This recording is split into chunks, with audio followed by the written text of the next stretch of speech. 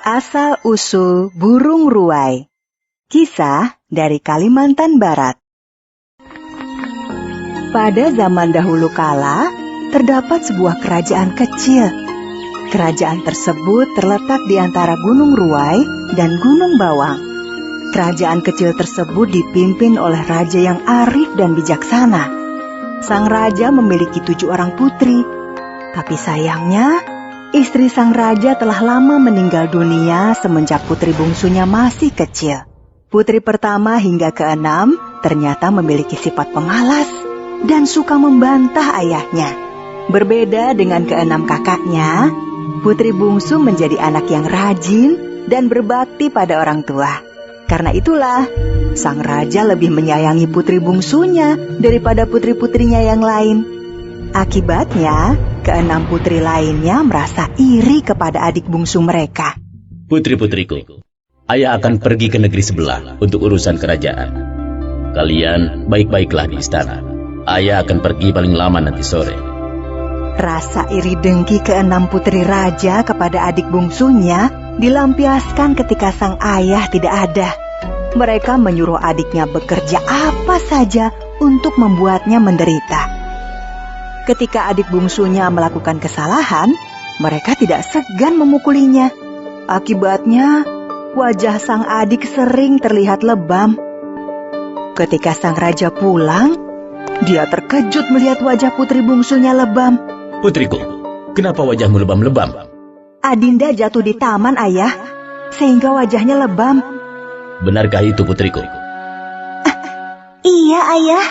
Ananda jatuh di taman ketika sedang mengejar kupu-kupu. Karena merasa takut, sang putri bungsu selalu menutupi kekejaman para kakaknya. Putri bungsu selalu merasa takut kepada para kakaknya. Setiap hari selalu ada hal-hal yang dikerjakan karena disuruh kakaknya. Hingga suatu hari, sang raja akan melakukan kunjungan ke negeri tetangga dalam waktu yang lama. Putri-putriku, ayah akan melakukan kunjungan ke negara tetangga dalam waktu yang agak lama. Kira-kira bisa mencapai 2 bulan. Maka dari itu, semua urusan kerajaan akan ayah serahkan kepada si bungsu. Selama ayah pergi, si bungsu akan memegang kekuasaan di kerajaan kita ini.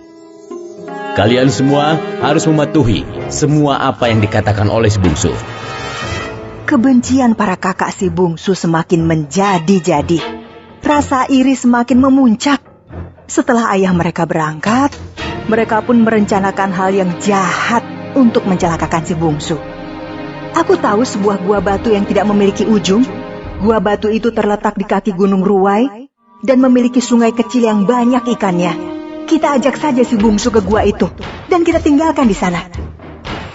Keesokan harinya, putri bungsu diajak oleh ke-6 kakaknya pergi ke gua batu. Si bungsu merasa senang karena mengira para kakaknya sudah berubah menjadi baik terhadapnya. Adinda, masuklah terlebih dahulu ke dalam gua untuk mencari ikan. Nanti kami akan menyusulmu.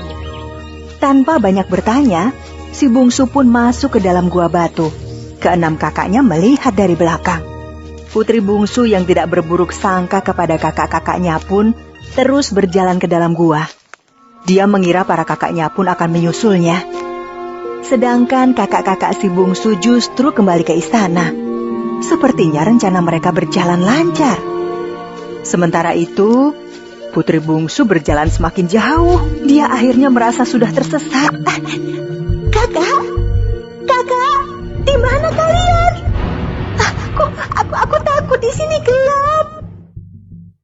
Setelah berhari-hari, si bungsu hanya duduk di dalam gua sambil menangis. Dia merasa sangat ketakutan berada sendirian di dalam gua batu yang gelap itu. Hingga akhirnya pada hari ke-7, seorang kakek mendatangi putri bungsu.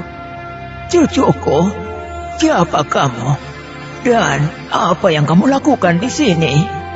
Putri bungsu menceritakan tentang asal-usulnya dan kekejaman para kakaknya hingga akhirnya dia sampai di gua batu tersebut. Kakek merasa sangat kasihan kepada si bungsu. Cucuku, sungguh aku kasihan kepadamu. Aku akan menolongmu. Tiba-tiba saja, Setiap tetesan air mata si bungsu berubah menjadi butiran telur yang berwarna putih. Kedua tangan si bungsu tiba-tiba berubah menjadi sayap. Cucuku, kakek akan menolongmu dari kejahatan para kakakmu. Kakek akan mengubahmu menjadi burung. Aramilah telur-telur itu dan akan menetas burung-burung yang akan menjadi temanmu. Cucuku, sekarang kamu sudah sepenuhnya menjadi burung. Mulai dari sekarang, kakek akan memberimu nama burung ruai.